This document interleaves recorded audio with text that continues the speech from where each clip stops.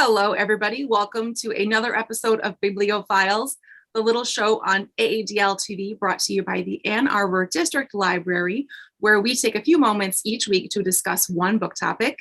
My name is Amanda, and joining me as always is Christopher and Lucy. And this week, we're breaking format. It is the end of December. It is that time of year where we reflect on things we've done, places we've been, and all of the books we have read. And we have read a lot of books in 2021. So we thought we would we'd break the format, do a little chit chat on some of the books and some of the bookish topics and things that are going on in the book world that have happened this year to us and abroad. And we are very excited. So we have a few guiding questions to keep us, on schedule. Otherwise, the three of us can talk about books for like 12 hours.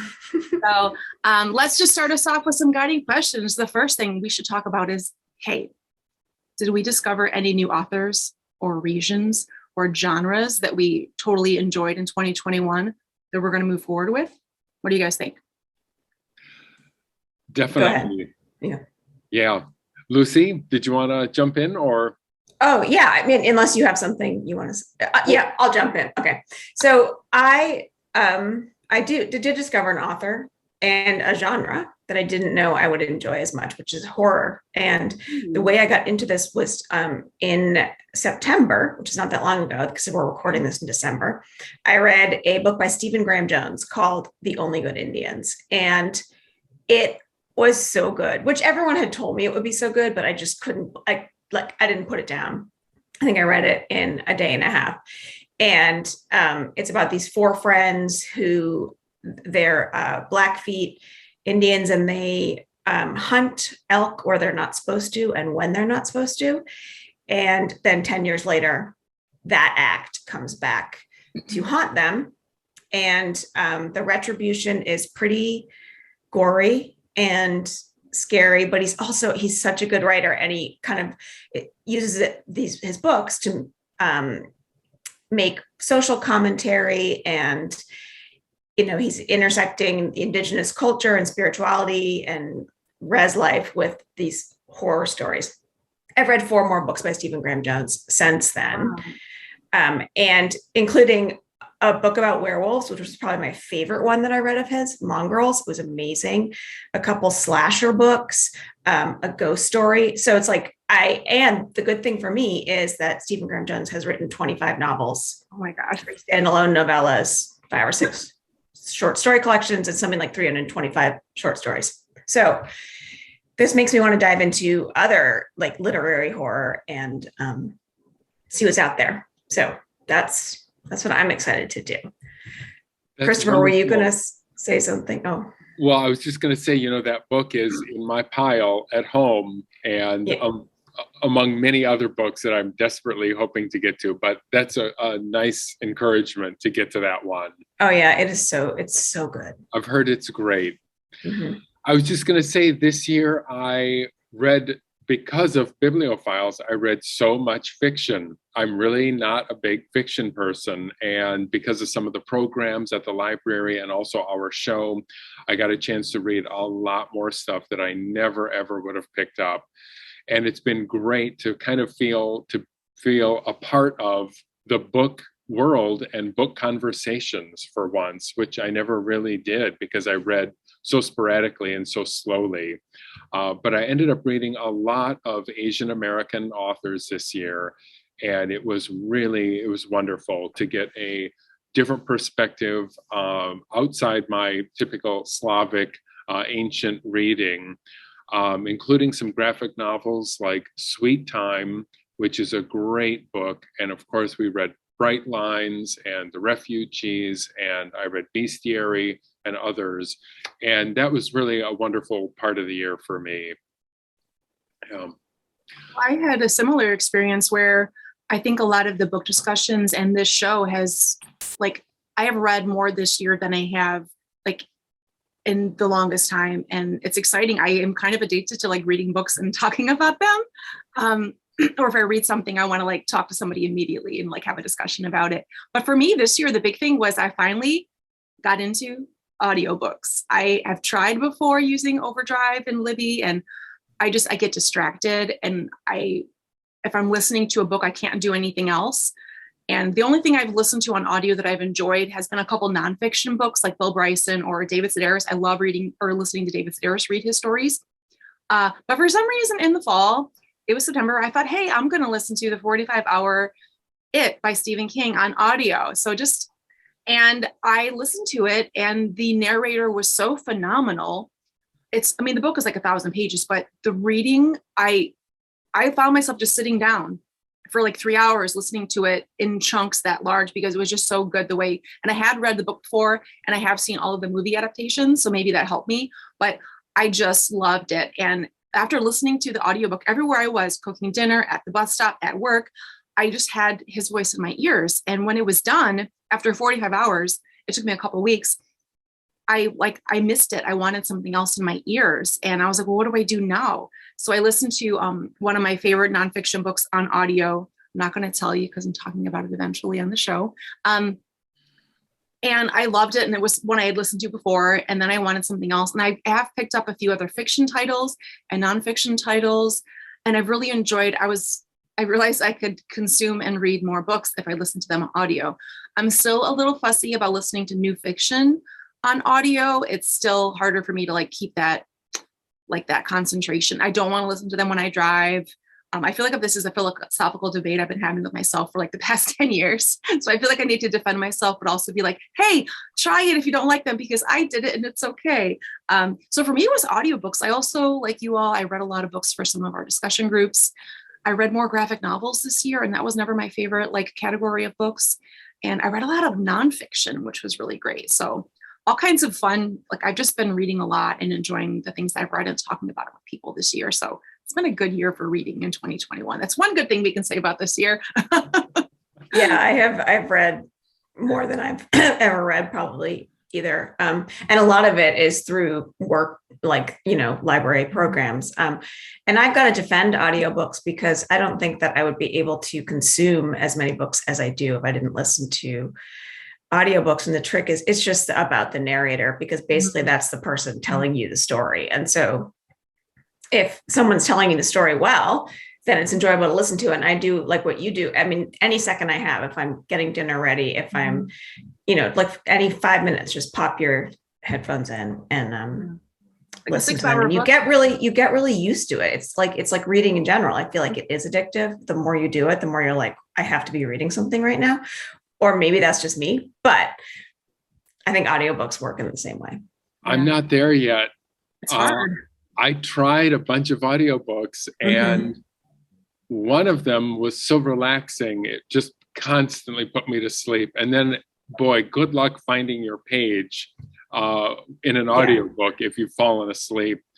And other ones, I am lost on the page, literally, like if someone is reading a preface or they're reading something kind of ephemeral on the page, I can't tell if it's part of the regular text or if it's something else going on.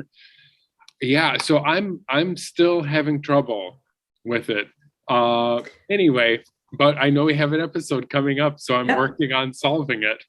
Oh my goodness. I love that we're challenging each other and inspiring each other to read and do outside the norm, to consume amazing books by wonderful authors. Speaking of authors, this year we lost several prominent children's book authors and illustrators. It just seemed like the list was a little bit too long. So does anybody have any thoughts or opinions or attachments to anybody we've lost in the great novels that we've seen this year? Well, I was sad when Eric Carle died.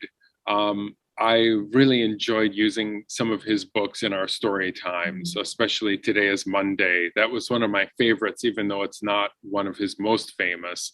And sometimes I think we should take a Bibliophiles road trip out to the Eric Carle Museum in Massachusetts. I think which would be a lot of fun.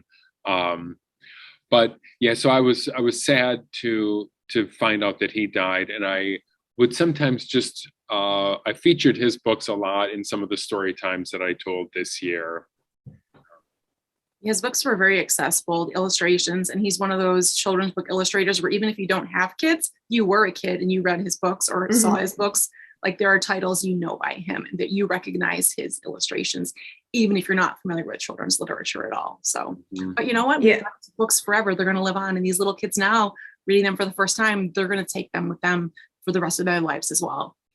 That's right. Yeah, I think a lot of his books too are unusual in that they work really well for story time, so reading to a group, but they also are great books. Like I have very fond memories of reading them to my children because they're also like great, sit on my lap and stick your finger through the hole in the Very Hungry Caterpillar. So yeah, like you're saying, Amanda, his books are accessible in so many ways. So we're lucky to have them. An author that I was sad that died, although she died a month before her 105th birthday. So as Beverly Cleary, I think she is a living legend. And when I was a child, I spent so many hours with Ramona Quimby. I liked the way she was like a little noisier and a little bit more stubborn. And she something, I was a middle child and I feel like I just related to Ramona in ways, although she wasn't a middle child until later in the books. But then it wasn't until like as a parent reading those books to my children, I started to just truly appreciate Klickitat Lane and Klickitat Street and all its residents. And I realized that Mr. and Mrs. Quimby, Ramona's parents, are such a good example of how to raise a spirited child. And so to be able to like love her books when I was younger, but then also find guidance in them as a parent was just amazing. So I love Beverly Cleary and I thank her for all the books that she contributed to our world. And she has such a canon. Like when I think about some of the first books I loved, like when I was around 8-ish, I started really getting into reading and I would go to the library and just bring home stacks. And again, Lucy, I loved the spirit in some of the characters and that they weren't perfect or they were just like silly little adventures. And like, we think of like The Mouse and the Motorcycle and just fun adventures. And those were some of the first like early chapter books I remember devouring it when I was a kid. So, but again, she's got this huge body of work that we can all enjoy and kids still come to the library with their parents looking for some of those titles, which is fun. Yeah, I know like she started writing them because she was a late reader and she was raised in a small town in Oregon and there was no library there. But once she started reading, she couldn't really find kids like her in books. And so she thought, when I grow up, I'm going to write books with kids like me. And so she wanted to present these characters that she understood. And I think she does that in like this sympathetic way. She's never condescending to the kids in her book and books. And so I think that's why they're so relatable still, because kids see themselves in those books. Yeah. And I think too, that her books were inspiration for a series of other books that came after that are still being written today. There's many good read-alikes for that style of character and writing. Yeah. Another author I wanted to mention was Gary Paulsen. Again, a lot of we all work in the children's department, so we're abreast in children's lit. But Gary Paulsen, he wrote some amazing books that, again, so many kids have read, like Hatchet. His body of work, again, is huge, and so many kids have read them. And his books are often assigned in classes as part of their reading unit where they read the book and then study it in discussion. So I just, another one, I'm like, oh yeah, Gary Paulsen. But again, he's got a huge body of work that is still being enjoyed and read by kids today. I actually started listening to one of his books, like getting ready for my notes for the end of year. He came up and I was like, I should read something by him before the show. Just, real quick, why not read something recent? And I grabbed the audiobook on Libby for Gone to the Woods, Surviving a Lost Childhood.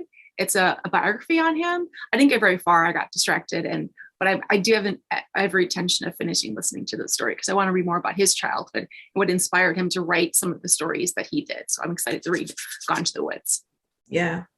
I know it's like working in the youth room. I feel like I've put Hatchet into the hands of so many kids too, who are like, I think it's a really good book for reluctant readers because it just pulls you in. And then I've also had kids who are like, what other survival stories are there? Because I read Gary Paulsen and I need more of that. So I think he also, like Beverly Cleary, kind of started a wave of a style of books. Yeah. But again, their books are on the shelves, live on in the hands of children for years to come. Yes. Any other folks we want to mention? We could talk forever. There's way too many good folks we lost this year. Yeah. Yeah, there were some of them, even though they were really famous, some of them were not my favorites. So I wanted to just pull out Eric Carle as someone that I really enjoyed. But there were a lot of famous authors that did die this year. Yeah. All right. Well, let's switch gears. Thank you for all the wonderful books you've given us.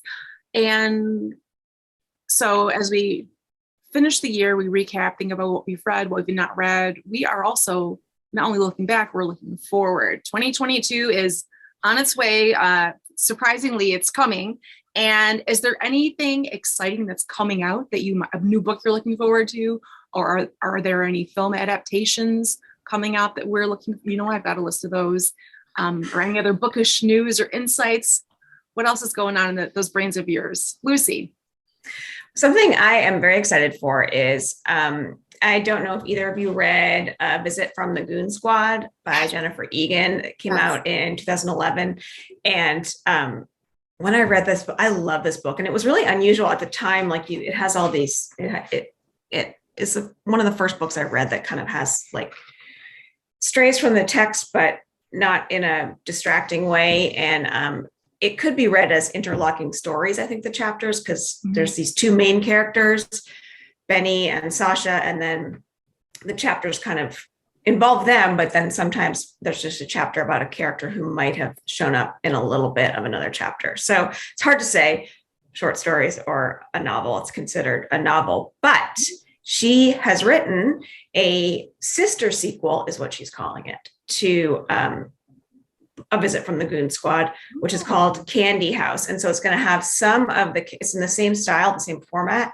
So chapters that could be read as interlocking short stories. And it's going to be focus on some of the very peripheral characters from the Goon Squad.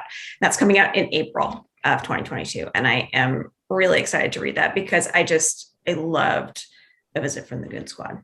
So that's something I'm excited for. Yeah, I'll put that on my list because that sounds exciting. I love that book.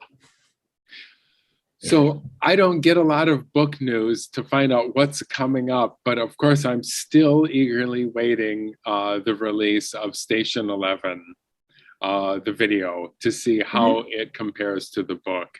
And I'm excited to see that. And as I've said before, I don't have the highest expectations, but I still really want to watch it and make the comparison between the show and the book that we all enjoyed so much. Yeah, I watched a preview of it and it looks good. I mean, it's hard, like like you, I'm wondering how are they going to pull this off, but right. That's coming up. That's like the middle of December that airs, I think. So coming up soon. So by the time people watch this, it may already be out. Right. And then we'll know the answer to whether it stood up to the book. And she actually, Emily St. John Mandel has a new book coming out called The Sea of Tranquility sometime in 2022, in the earlier months of maybe even like January. I don't know. But wait, didn't she just release Glass Hotel, or am I mixing? I think that was a 2020 book, maybe, or 2021. I don't know. But okay. Wow, am I out of it and behind? Okay. The years have all blurred together. Yeah, I mean, really, we've kind of lost time. So it's because the two of you read Kirkus and I don't. That's why. Yes. Yes, Kirkus. There's also, I subscribe to some digests and emails online. So even if I can't absorb the information or read all about it, I get little snippets of things. And then when something comes up again, I'm like, oh yeah, I read about that 6 months ago. But I haven't not read Station 11. Can I skip the book and just watch the adaptation? Yeah, that would be an interesting perspective. Maybe we can do a show on it and we can have the perspective of one person who just watched the TV show. Or did it the other way, watch the TV show and then read the book. Right. No, I don't like going backwards. There's no rules though. I tend to, if there's something I know I'm not going to read or feel like I'm not going to get time on, I'll watch the adaptation. I like also having the knowledge in my head for recommending it to people at the Yeah. library, but also just for just like pop culture bites to have it in my head so I understand the premise, even though adaptations can be wildly different than the original source material. Speaking of wildly different, one of the things I'm most excited about for next year is the film adaptation of Salem's Lot, the Stephen King novel. So there's been 2 TV miniseries adaptations. One was fairly recently. There's been 2 TV series based on the novel, but there has not been a feature film. And so there is a feature film coming out, I think fall next year. And it's directed by Gary Doberman. He comes from the Conjuring universe. He directed some of that and wrote some of those series. He did the Annabelle series. He wrote those and directed one of them. And he wrote It Part 2 and co-wrote It Part 1, the movies. So I'm hopeful. James Wan is producing. Of course, with anything, especially if it's an author you really like, and if you really love the book, I'm a little nervous about, are they going to do it? Because I only watched one of the television adaptations, but I'm kind of nervous if they're, going to mess it up as always, but I'll still watch it because I'll watch I love watching adaptations, and I'll watch Stephen King stuff just till I'm blue in the face. So I'm excited for Salem's Lot. Also, there's a movie coming out, White Noise. The Don DeLillo novel is being made into a movie. So I'm excited about that. Noah Baumbach is the director. It stars Adam Driver and Greta Gerwig, who I love Greta. So yeah, I read that book years ago. So I'm excited to see how they adapt that interesting novel. All kinds of fun stuff coming out next year. Yeah. Any other bookish news or things you want to give shout outs to, or 2020 reflections, 2021 reflections? Just keep on reading. Mm-hmm. Yeah. Well, we've got a list of some really fun upcoming episodes coming forth in the new year. We're excited to read more, consume more, and chat about them with you here. If you have read or watched or have any cool book news whatsoever, please drop us a line. As you can tell, we love talking about books and media. We'd love to hear from you. Tell us what's on your best of list, your worst of list. Recommend stuff to us. We're always looking for more things to talk about on the show. We've got some fun stuff coming up in the new year. We hope you stick with us. So thank you so much for tuning in, and we'll see you next year for more Biblio Files.